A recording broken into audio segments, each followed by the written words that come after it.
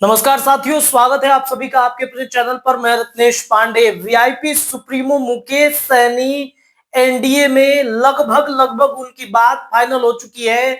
वो बीजेपी के साथ गठबंधन में चुनाव लड़ते हुए बिहार विधानसभा का आपको दिख सकते हैं। ये मुकेश सहनी की पार्टी ने अब तय कर लिया है कि नरेंद्र मोदी के साथ इस बार बिहार विधानसभा का चुनाव लड़ना है।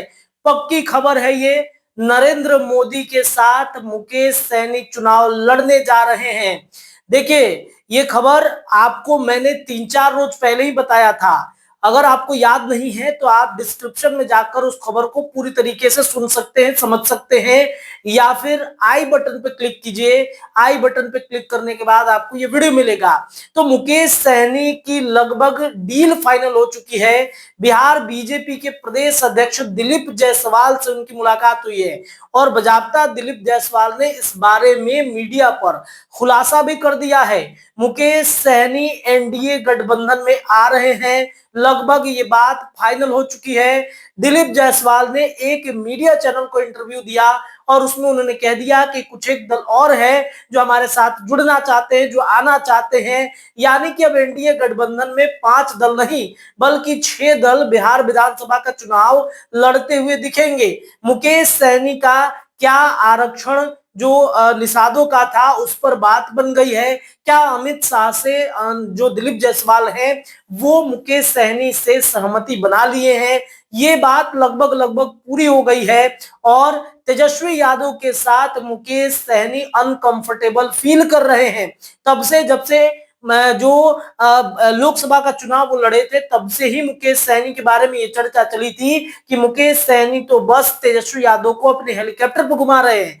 देखिए, 3-4 सीटें दी गई थी लोकसभा के अंदर में, लेकिन उन सीटों पर अपना कैंडिडेट उतार दिया गया मुकेश सहनी का, और इस वजह से कहीं ना कहीं नाराजगी भी दिखी थी। हालांकि मजबूरी थी उस वक्त बीजेपी से मुकेश सहनी को 2 सीटों पर ऑफर दिया गया था, लेकिन मुकेश सहनी तब नहीं माने थे।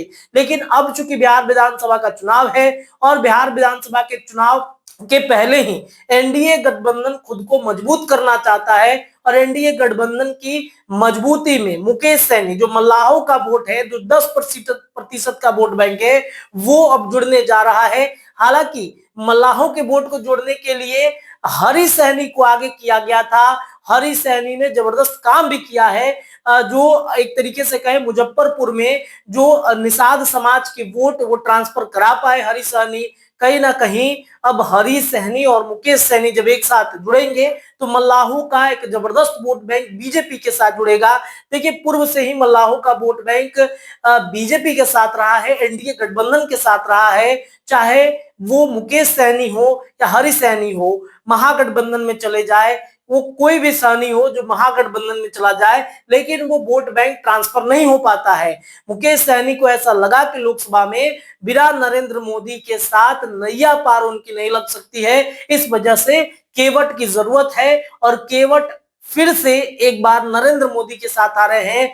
मुकेश सहनी सन ऑफ मल्ला जो है वो आ रहे हैं इस वक्त नरेंद्र मोदी के साथ। और आपको मैंने ये भी बताया था कि राज्यसभा में मुकेश सहनी जाएंगे, इस बार वो चुनाव भी नहीं लड़ेंगे। मुकेश सहनी राज्यसभा जाएंगे, इसके बाद राज्यसभा के बाद उनको राज्यसभा के कोटे से मंत्री भी बनाया जाएगा।